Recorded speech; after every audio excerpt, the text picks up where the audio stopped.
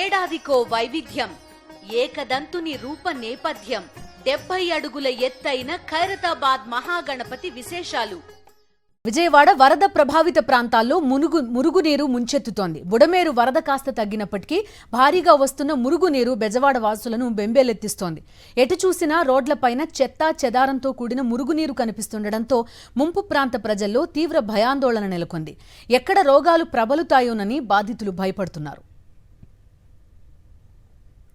మరింత సమాచారం విజయవాడ ఊర్మిళ నగర్ నుంచి మా ప్రతినిధి రవీందర్ అందిస్తారు. బెజవాడ వాసులను బుడమేరు ముంపు వదలట్లేదు. తగ్గినట్టే తగ్గి మళ్లీ వరద పెరుగుతుండటంతో స్థానికంగా ఉండే వారంతా కూడా తీవ్రంగా ఇబ్బందులు పడుతున్నారు. ప్రస్తుతం ఊర్మిళ నగర్లో ఉన్నటువంటి ప్రాంతంలో మనం చూస్తున్నాం. ఇదంతా కూడా నిన్న కొద్దిగా తెరపించినట్టు కనిపించింది. కానీ ఈ రోజు ఉదయం నుంచి చూస్తే మళ్లీ దాదాపు 1 అడుగు వరకు నీరు పెరిగిన పరిస్థితి.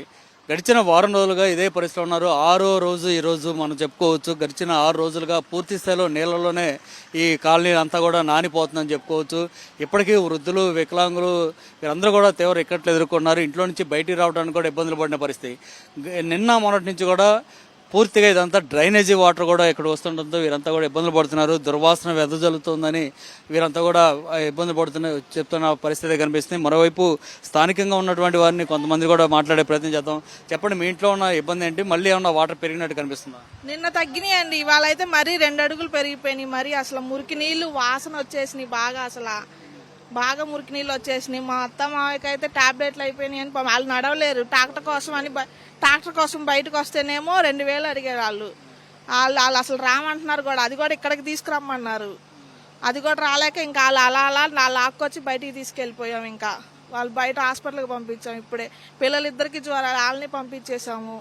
చాలా చోట్ల కింద ఉన్నటువంటి ఇళ్ళని కూడా ఖాళీగా కనిపిస్తున్నాయి, తాళాలు వేస్తున్నాయి. అందరూ వెళ్ళిపోయారా లేదంటే పైన ఇళ్లలోకి వెళ్ళిపోయారు? ఎక్కడికక్కడో వెళ్ళిపోయారు. అసలు వాసనకు కూడా ఫస్ట్ ఫ్లోర్ దాకా వచ్చేస్తుందండి వాసన. అసలు బాగా భయంకరంగా ఉంది వాసన. అసలు రాత్రి అయితే మరీ భయంకరంగా ఉంది. అసలు రోడ్డు అసలు బాగా ఇదిగా ఉంది.